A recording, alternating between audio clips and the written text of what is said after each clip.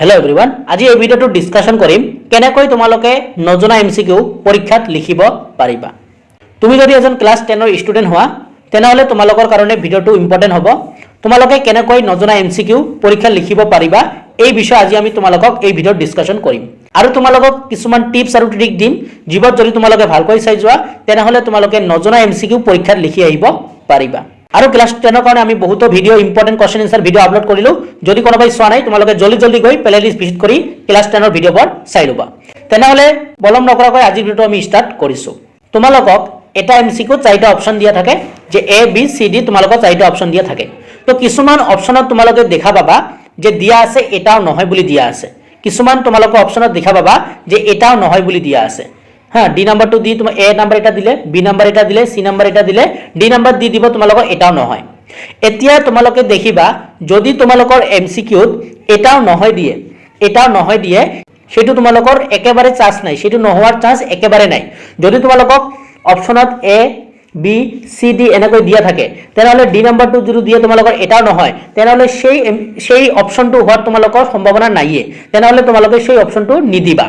এইটো তাৰ পিছত তোমালোকৰ তিনিটা থাকিব এ বি আৰু সি, তাৰ ভিতৰত তোমালোকৰ যিকোনো এটা হ'ব পাৰে।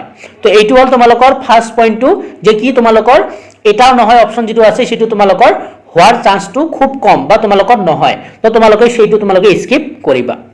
দুই নম্বৰ পইণ্টটো হল যে তোমালোকৰ কিছুমান অপচন তোমালোকৰ সিমিলাৰ থাকিব।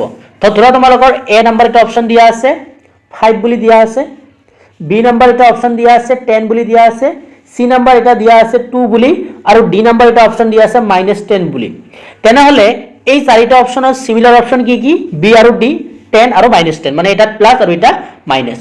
এতিয়া তোমালোকে মন কৰিবা যে যেটো তোমালোকৰ সিমিলাৰ অপচন এই সিমিলাৰ অপচনত তোমালোকৰ এই দুটাৰ ভিতৰত মানে তোমালোকৰ অপচন বি আৰু অপচন ডি এই দুটাৰ ভিতৰত যিকোনো এটাৰ হোৱাৰ সম্ভাৱনা থাকে।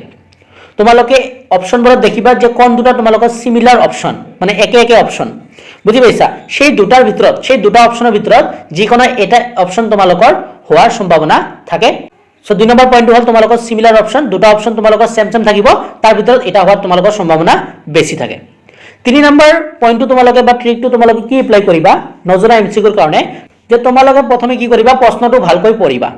প্ৰশ্নটো পঢ়াৰ পিছত তোমালোকে মনত পেলাবলৈ ট্ৰাই কৰিবা যে এই প্ৰশ্নটো কোনটা চেপ্টাৰৰ পৰা আহিছে।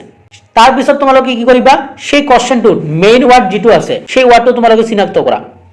তাৰ পিছত তোমালোকে মনত পেলাবলৈ ট্ৰাই কৰা যে এইটো কোনটা অপচন হ'ব পাৰে। অপচনবোৰ তোমালোকে ভালকৈ চোৱাৰ পিছত তোমালোকে ভাবিতে তোমালোকে যেতিয়া ভাবিবা তেতিয়া তোমালোকৰ সেই চেপ্টাৰটোৰ যেটো চেপ্টাৰ তোমালোকৰ কোৱেশ্চনটো আহিছে সেই চেপ্টাৰটোৰ বস্তু তোমালোকৰ ব্ৰেইনত কি হ'ব ৰিকল হ'বলৈ ধৰিব।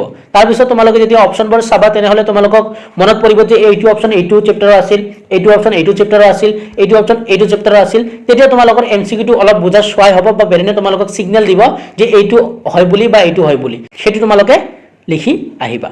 তো এনেকৈ তোমালোকে কি কৰিব পাৰিবা নজনা এটা এমসিকিউ ৰাইট কৰিব পাৰিবা।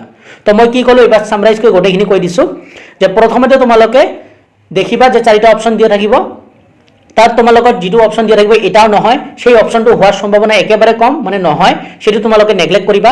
দুই নম্বৰ পইণ্টটো হল তোমালোকৰ সিমিলাৰ অপচন দুটা তোমালোকৰ সিমিলাৰ অপচন দিয়া থাকিব বা তিনিটা থাকিব পাৰে। তো সেই সিমিলাৰ অপচনৰ ভিতৰত যিকোনো এটা হোৱাৰ সম্ভাৱনা বেছি থাকে।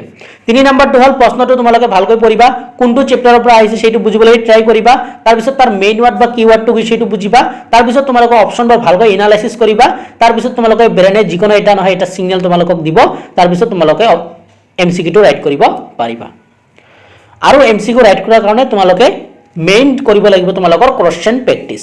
তাৰ কাৰণে তোমালোকে প্ৰি ফাইনাল কোৱেশ্চন প্ৰেক্টিস কৰিবা নহলে তোমালোকে পিওয়াইকিউৰ কোৱেশ্চন প্ৰেক্টিস কৰিবা।